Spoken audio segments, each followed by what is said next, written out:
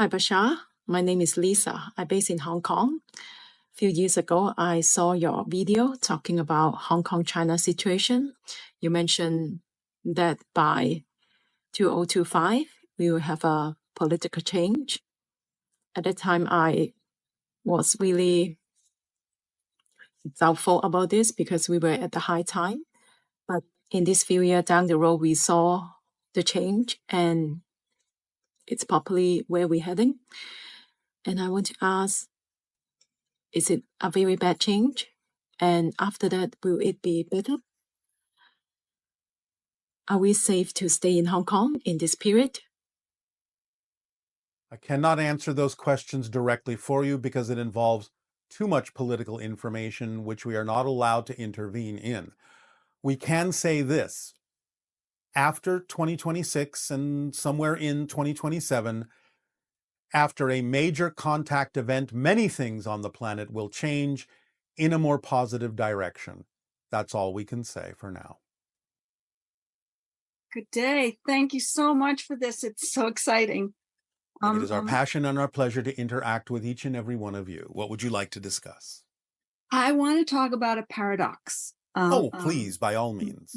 Many years ago, when I first started meditating, I felt suddenly that I was not breathing, but I was being breathed by the universe through the top of my head. Yes. Another time, I felt like I saw a million miles away a red disc that came dashing over toward me and then over the top of my head. And by then it was the entire universe, and it fell right through me and landed between me and the earth. All right. Well, what's so paradoxical about this? Well, and then the final one is that my head opened up one time in meditation and fell completely to my heart. And between my heart and the ground, I was on the earth. And from the heart up, I contained the entire universe. Yes, So, well, you do. You all do. You're grounded yes. in physical reality experience, but you do contain the entire universe because you are the entire universe expressing itself as a piece of itself. That's the paradox. You maintain the connection to all that is, yet at the same time you honor the reflection and aspect of all that is that you are as an individuated piece of it. I guess my question about it is that that if that is the case, which I know it is, I totally I know it is. Yes. How can I, like, if I'm having a problem with something. I beg your pardon, I beg your pardon, I beg your pardon. A problem? You mean a challenge, an opportunity to grow? Yes, yes. Well, then so if you're having a specifically, challenge and an opportunity to grow, where's there a problem? yeah, It depends on how you face it. It depends on how you define it. Clarity about what? Well, for one thing, I have in my entire career never felt like I've been successful at it, even though I'm very, very good at what I do. Isn't that success, being very good at what you do? I guess it is. I just have to be satisfied with that and not. And why aren't you? I feel like I should get paid for it. And why don't you? I don't know. Sure you do. What are you afraid will happen if you ask someone to pay you for what you do? What are you afraid will happen? They'll send me packing. Why? Maybe I'm afraid I'm not that good. I know I am. But So this is an issue of your worth and deservability. yeah. Well, you understand that just by the fact that you exist, you're worthy in the eyes of all that is. Otherwise, you wouldn't exist, because all that is doesn't make mistakes. And if you exist, you're worthy of your existence and being who you are and being true to yourself.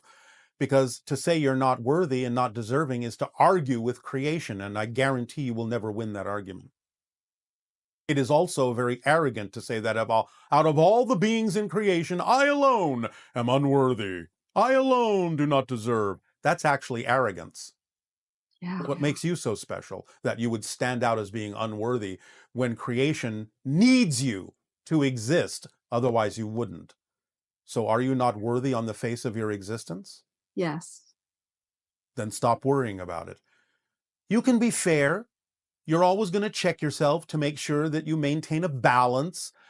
But if there's no real exchange for what it is you have to do, what it is you have to give, then there's no balance. There's no fairness. There's no exchange. So what is wrong with having some degree of exchange that represents the idea of the worth of your gift that you have to give? I'm not saying you always have to charge for it, but it's all right to do so if you maintain a balance and an equality in the exchange. Mhm. Yes? Yes. So, do you feel more comfortable doing that? Comfortable, like, asking for money? What is it that you do? What is your passion? What are you Well, doing? right now I'm painting, and I'm Paint, also writing, and I wrote a paint, book, and it's just right. never gone anywhere. That's all right. The experience of writing the book is what counts. Do you understand? It's the Yeah. experience that allows you to grow. You're insisting on a particular outcome that may or may not be representative of what you actually need in life. Mm. So this is why we're talking about the difference between persistence, which is really just continuing to be willing to act on the path of your passion, and insistence, which is a forcing your will on what you think should be the outcome that represents something when in fact it may not represent that at all.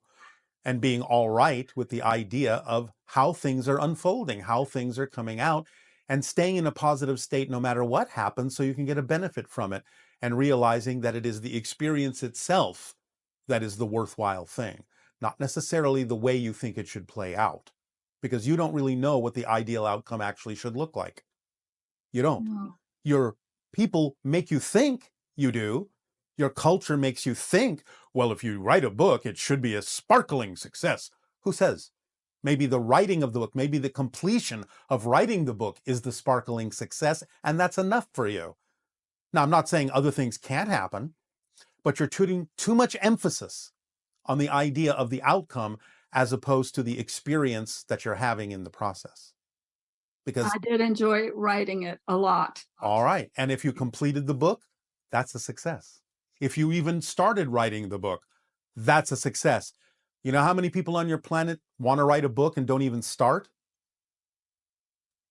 So, even writing the book is a success in the measure of many people's eyes. So, start broadening your explanation and definition of success. Success is being yourself. Success is learning the lessons you wanted to learn and acting on your passion, giving you those lessons. Don't focus on the idea that just because your passion comes in a certain form, that that particular form has to come to fruition. That's not always the case. It's the doing of the thing that is the necessary thing, the important thing, the thing that helps you grow. You don't know what that skill is going to bring you in the future. It may come in handy later. You may write something else and it may go where you think it should go. But again, it's not about that. It's about the doing of the thing that is representative of your passion. So many people on your planet are not willing to act on their passion. The fact that you're willing to act on it is a smashing success in our eyes. Thank you. I've always tried to act on my passion, even before I ever heard what you said about it. Then that's a success, because so many people on your planet never do that. They have hopes and dreams and they never act. Remember, action is the language of physical reality. So you're speaking the language. Many people don't even build up the courage to speak the language that they know would be the language of their truth. They never do the thing at all because of their fears that it won't be a success, it won't do this, it won't do that. If it doesn't do that, I'm a failure. Blah, blah, blah, blah, blah, as you say. It's the doing of the thing that is successful, and the learning while you're doing that is the true success. Whatever it is that happens with it, whether people buy the book, whether you become a millionaire, whether you only sell one copy, you know the reason why you wrote the book and the success you got out of doing so, the lessons you got out of doing so, what kind of a person it made you to do so, what it strengthened within you to do so, how it opened up your imagination to do so, how it improved your communication skills to do so. Yeah. Maybe it's not even about the fact that the book sells, But the idea of your imagination opening up, your communication skills improving, that will come in handy later in life in a way that will allow you to look back and go, oh, I see. It's not about the fact that the book sold or didn't sell. It's about that now that I'm in this situation, writing the book gave me the skills I need to really accomplish what I'm accomplishing now. Everything's interconnected. Everything's in orchestration. Don't put so much pressure on yourself about the way you think things are supposed to unfold or come to fruition, because you really have no clue what the ideal outcome is yet. Yeah. I'm always hoping I'm doing what the universe that I felt inside me wants me to do. It's not about the universe wanting you to do anything. If the universe wants anything, it's for you to be yourself and decide what's true for you and follow your passion. Because passion is the universe talking to you. It is your higher mind sending you messages saying, this is the next step. That's why you feel it that way. That's what passion is. It's a message vibrationally delivered by the higher mind and all that is, saying this is who you are. Your body interprets that message as the sensation you call passion and excitement and creativity and love and action. So by acting on your passion, you are listening to your higher mind, you're listening to the universe, you're willing to believe it's guiding you. And when you act on your passion, you're speaking the language of physical reality that tells your higher mind and the universe, yeah, I heard you, and I'm willing to listen to your guidance. And then the universe and your higher mind can send you more opportunities to act on your passion. You never know what form or why your passion comes in the form that it does. Never assume that that form itself must come to fruition. It may, but it doesn't have to, in order to have achieved what it needed to achieve in you that you wanted the most, and that you will use in your life at some point to your benefit, and maybe to the benefit of others as well. You never know. Your life is not done yet. Right. I hope not.